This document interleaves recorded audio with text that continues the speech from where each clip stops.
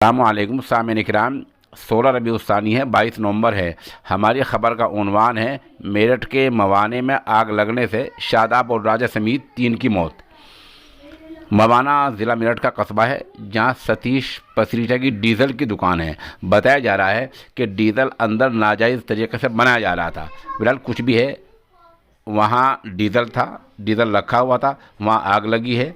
और आग लगते ही मौके पर वज़ीर ममलकत दिनेश खटीक पहुँचे हैं और बताया जा रहा है कि दिनेश खटीक ने बहुत गुस्से में आकर डीएम को फ़ोन किया कि तुम जब आओगे जब मवाना जल जाएगा।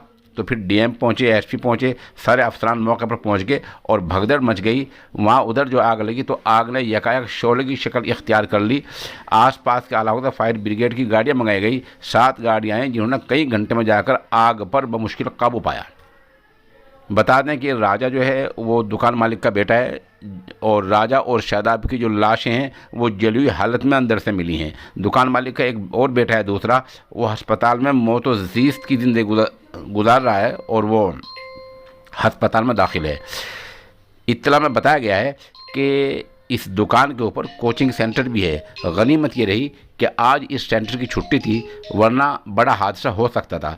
सवाल ये है कि इस तरह के डीजल की दुकानें और पेट्रोल की दुकानें बहुत सारे शहरों में नाजायज़ तरीके से चल रही हैं, इन पर रोकथाम लगाने की जिम्मेदारी किसकी है?